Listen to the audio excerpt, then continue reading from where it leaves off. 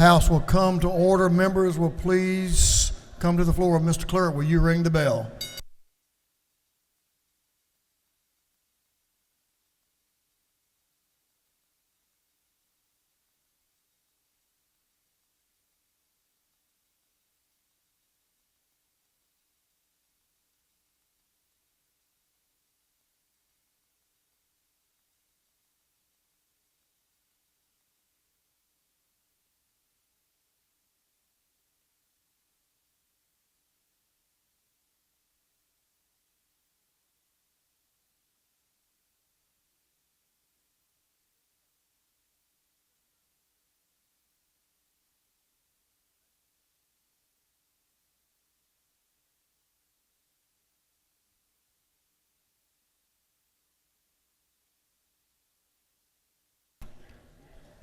Members will please come to the floor. All members who come to the floor.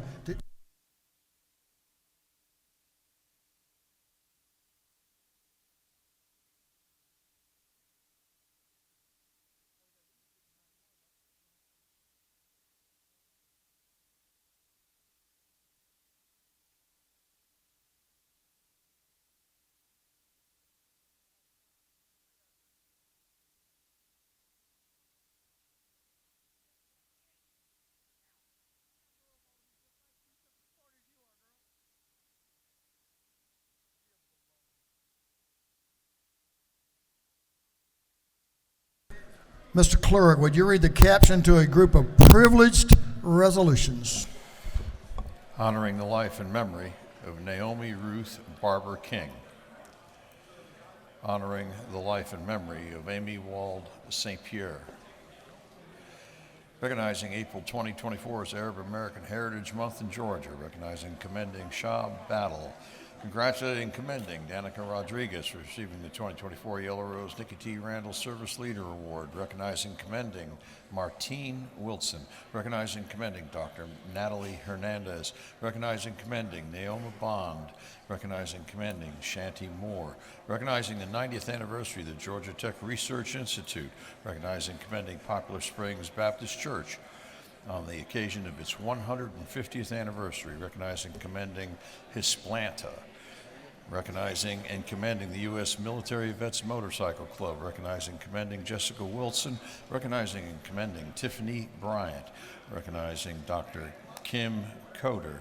Congratulating and commending Chandra Wright for receiving the 2024 Yellow Rose Nikki T. Randall Service Leader Award.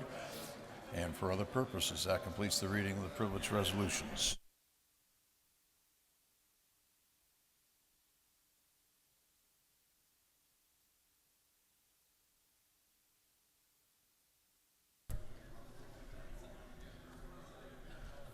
Is there any objection to adopt any privileged resolutions?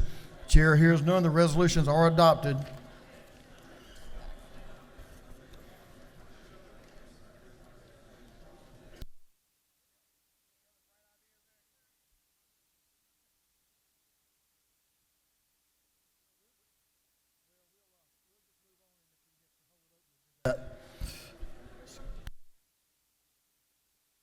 Mr. Clerk, will you read the caption to Senate Bill 448? Senate Bill 448 by Senator Hatcher the 50th, Strickland the 17th, Kennedy the 18th, and Gooch the 51st, to be entitled an act to amend the official code of Georgia annotated so as to revise, modernize, correct errors or omissions in, and reenact the statutory portion of said code. This bill having referred to the Committee on Code Revision, the committee recommends that this bill do pass.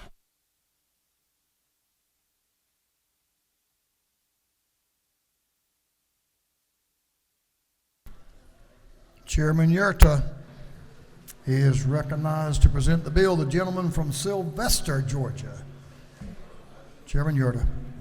Thank you, Mr. Speaker. I bring you Senate Bill 448. This is the annual code revision bill. These are Georgia code edits to the code that the Code Revision Commission has recommended.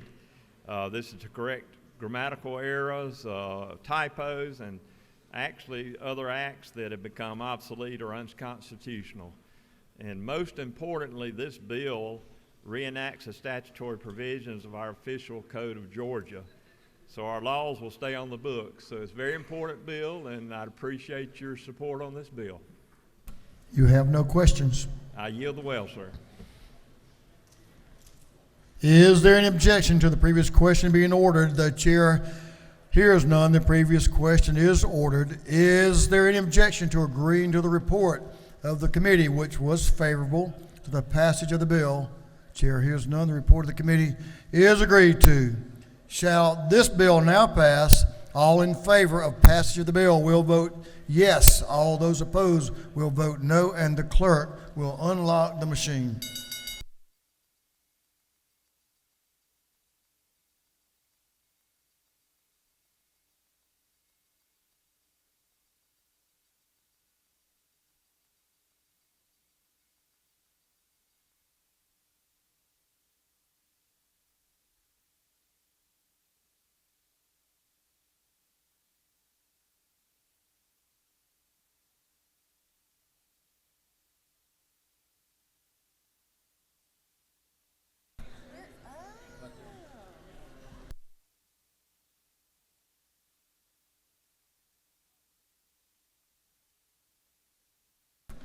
Have all members voted?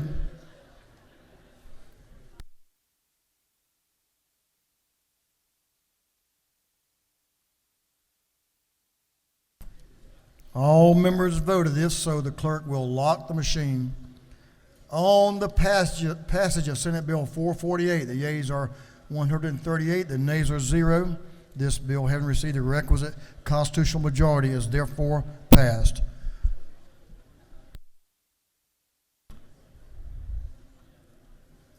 Members, we all know that there's some of our family that is moving on that will not return in 2025. One of those is a dear friend of mine that we've served together over a number of years. He in some different capacities, but we've always remained friends and have had great respect for the gentleman from House District 40, Doug Stoner. Representative Stoner, you're recognized to come speak to your family. Representative Stoner. Thank you, Mr. Chairman. As the speaker said,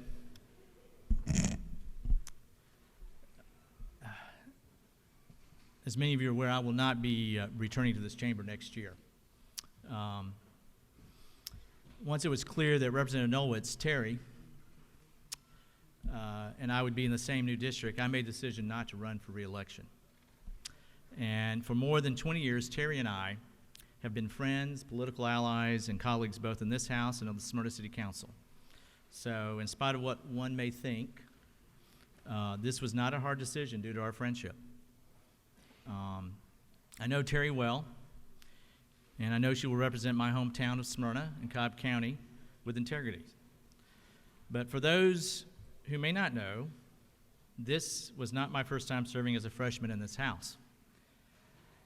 It's been interesting because the freshman class I've come in with in the 2022 election learned that I was not really a freshman. They kind of figured that out real quick. And so they were very nice. They gave me the title of Dean of the Freshman Class, which I thought was really nice. No offense to Gerald Green, Representative Green as Dean of this House, but they gave me a Dean of the Freshman Class, which I really appreciated that.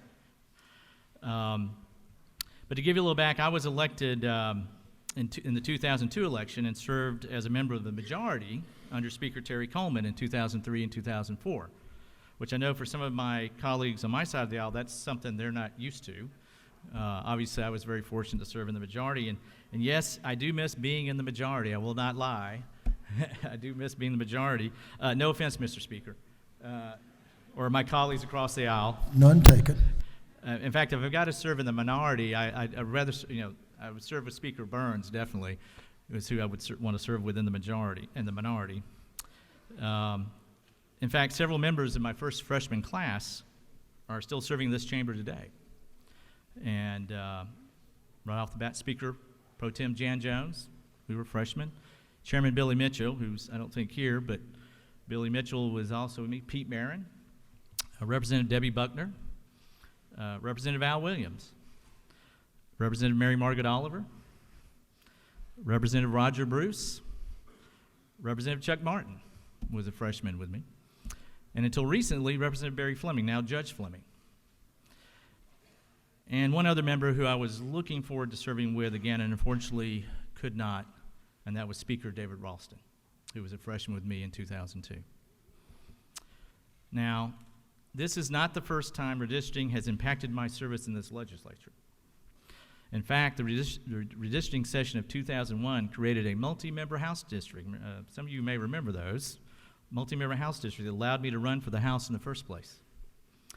Then at the beginning of the 2004 session, I know members of my freshman class definitely remember this, the courts threw out our maps and drew new ones. Those maps drew me into a House seat with former Representative Rich Golick. A lot of y'all knew Rich. Instead of running against my fellow House member, I ran for the Senate against an incumbent senator who I defeated in 2004. Now, just to be honest, I'm a Democrat. She was a Republican, so I mean, I took out a Republican senator. But hey, at least it was a senator. It wasn't a House member. That's the way I looked at it. Thought that was something. And so I served for about another 8 years in the Senate, eventually becoming chairman of the Democratic caucus over in the Senate. But again, redistricting in the 2011 redistricting session impacted my service in this legislature. And I was drawn into a 62% Republican performing Senate district due to the courtesy of my friends on the other side. None of my friends here on the other side. This was my friends over in the other chamber on the other side. And I will tell you, I always like a challenge. Anybody knows me, I like a challenge. And yes, I did lose the contest in 2012, but I'm a little proud. I only lost by 4 points, 52-48, considering I was drawn into a 62% Republican forming district. But you know, during my absence from this body, I served on the Smyrna City Council, within my colleagues, Senator Council Member Anowitz. And then in 2021, this body again drew new maps. And I was fortunate enough to have an opportunity to return back to this chamber in the 2002 election.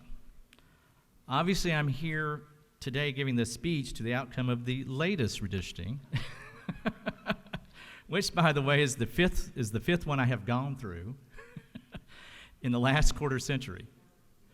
And I have to be honest, 3 have benefited me, 2 have not. So I'm just being honest here and everything. Now, you'd think by now I could take a hint after all that's happened, which obviously I can't take a hint, or that would either be bitter or cynical about my circumstances. And I assure you I'm neither. I'm neither one of those. The reason I'm not is that I've always enjoyed public service in spite of all the challenges, and we all know what the challenges are, everybody that serves in this body.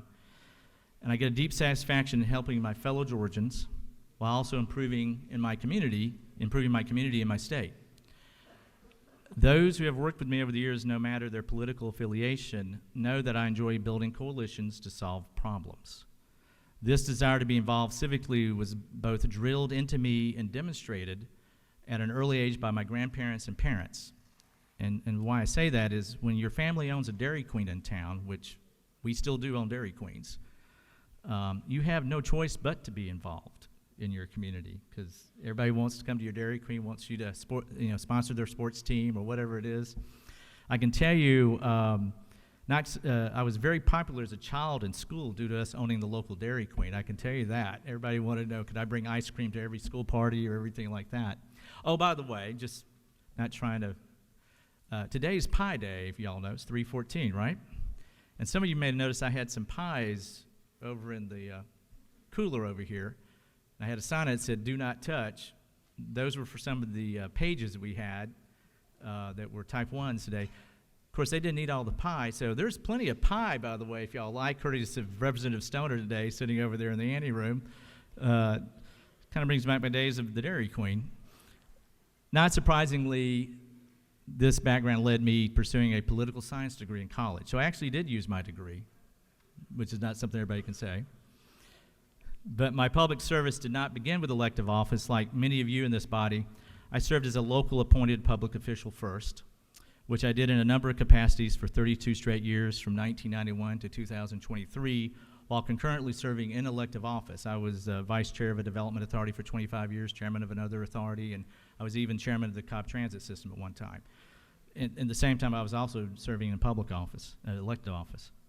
So no one needs to feel sorry for me, and I don't think anybody here is, with all due respect. But as those of you who have known me over the years, I will continue public service in another forum. In fact, this morning when the governors were here, who I served with all three of those governors, Representative Governor Kemp, he mentioned, he says, I hear you're leaving, Representative. And I said, yeah. He says, I'm not worried. You'll be back eventually. I know you, Doug, which I appreciated that. But I would conclude this farewell address, or as I like to call it, a farewell for now address, okay, with a famous quote attributed to Hubert Humphrey, former Vice President of the United States. That sums up how I kind of view my years of service. I quote, once you get politics in the blood, the only cure for it is embalming fluid. And I think a lot of us know folks, and I'll admit to being one of those folks. I mean, my first political campaign occurred when I was 13 years old. I worked on a campaign when I was 13, so at an early age. And hopefully that cure is not anytime soon, is the way I look at it. And I want to thank you, Mr. Speaker, and my colleagues here in the House. I've enjoyed many years of service in both chambers and have built a lot of friendships with a lot of many individuals who are serving now or served in the past. But if my legislative service has to end now, which again, I'm not saying it will, hopefully not, but if it has to end now, I find it very appropriate that I finish it in this House where I started over 20 years ago. And again, I thank y'all. I know it's Thursday afternoon. I'm not going to keep y'all here and everything, but I just want to come and let you know my thoughts on this and leaving. And on my, as I say, my farewell for now address and everything. Thank y'all very much.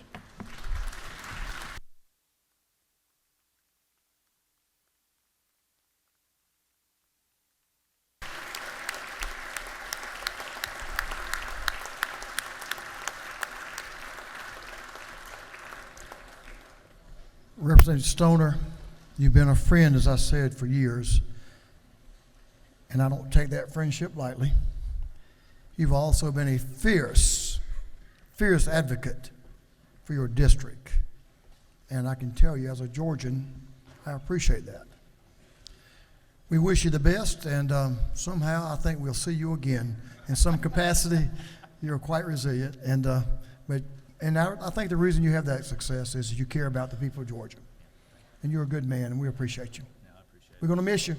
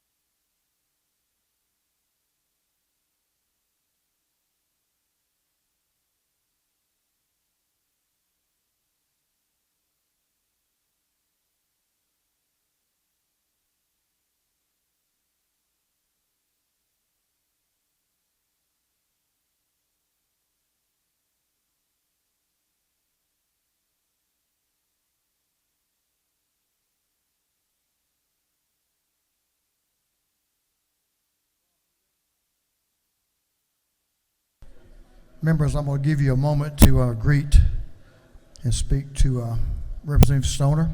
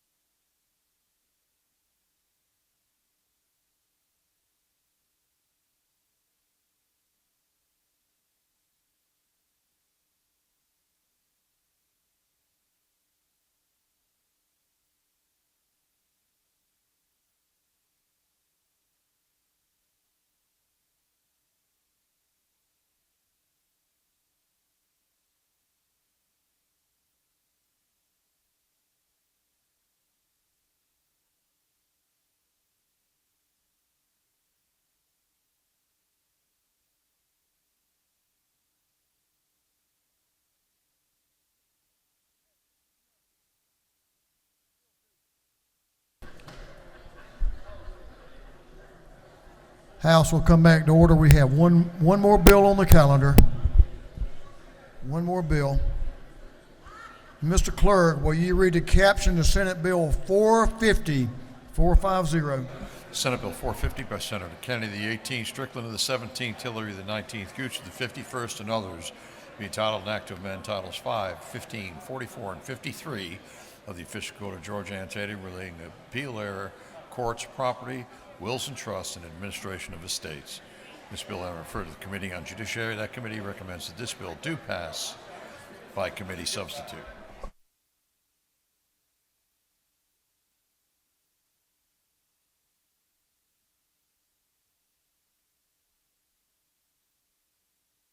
Members, if you'll please take your seats.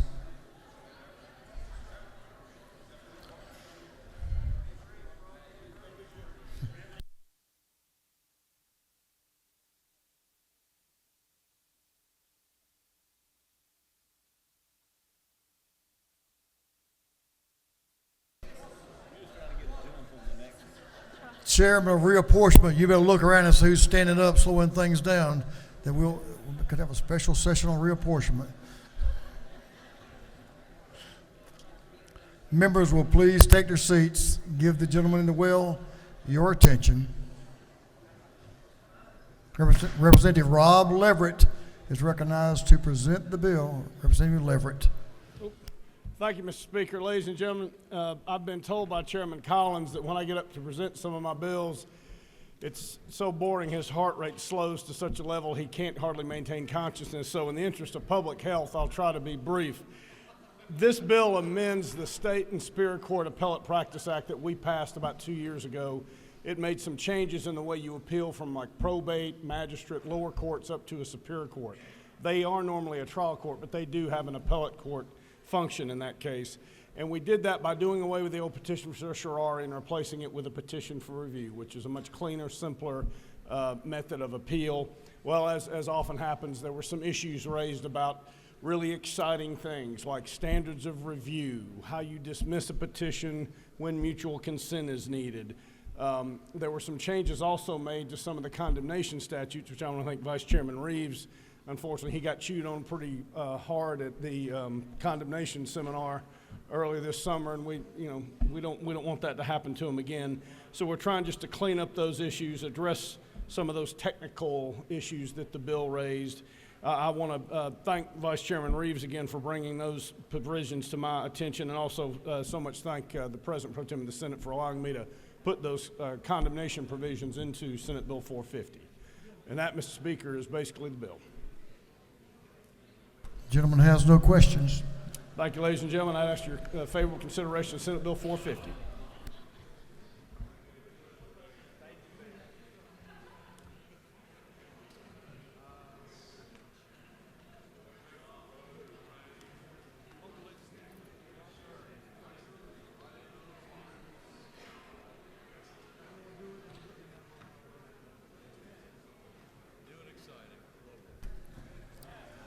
Is there any objection to the previous question being ordered? The chair hears none. The previous question is ordered. Is there any objection to adopting the committee substitute? Chair hears none. The committee substitute is adopted. Is there any objection to agreeing to the report of the committee, which was favorable to the passage of the bill? The chair hears none, and the report of the committee is agreed to. Shall this bill now pass? All in favor of the passage of the bill will vote yes. All those opposed will vote no, and the clerk will unlock the machine.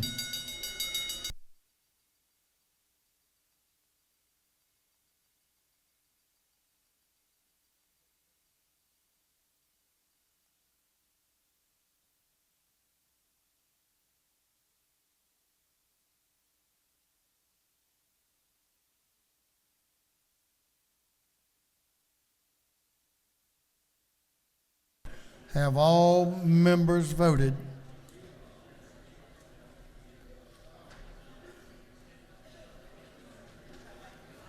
All members voted. If so, the clerk will lock the machine.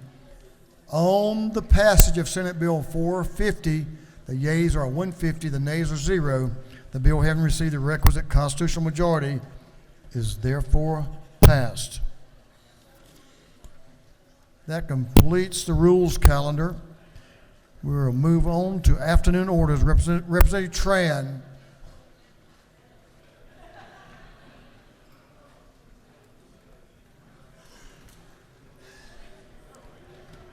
If you will, give the gentleman in the well your attention, Representative Tran, and he has some friends. Thank you, Mr. Speaker.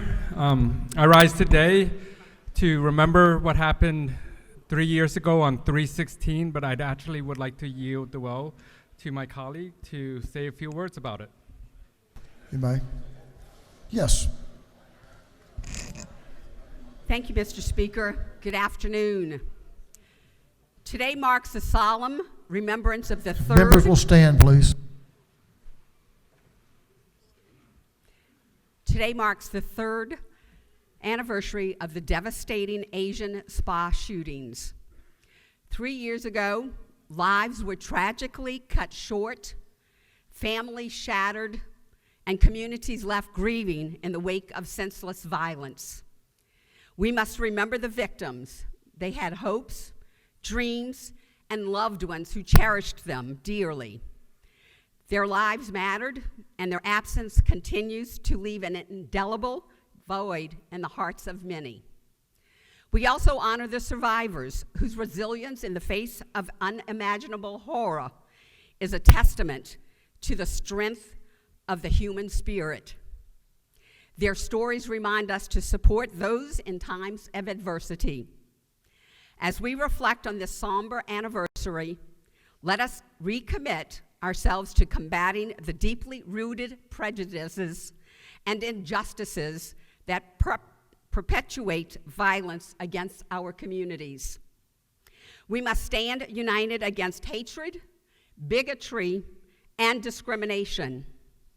Let this day serve as a reminder of the work that still lies ahead in creating a world where every individual is valued, respected, and safe from harm.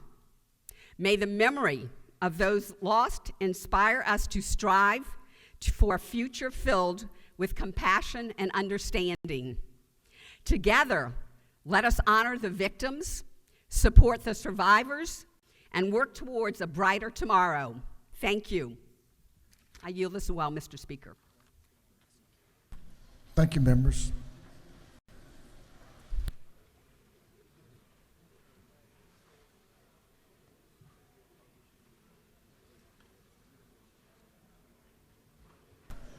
Representative Kendrick has a special afternoon order.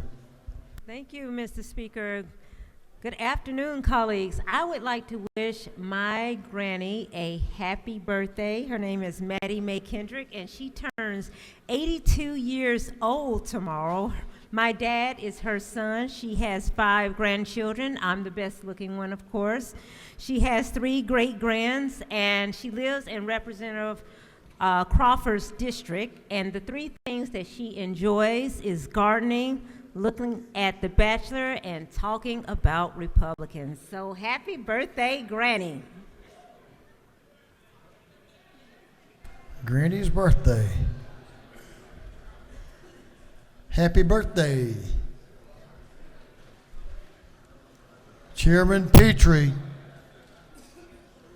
recognized for an afternoon order.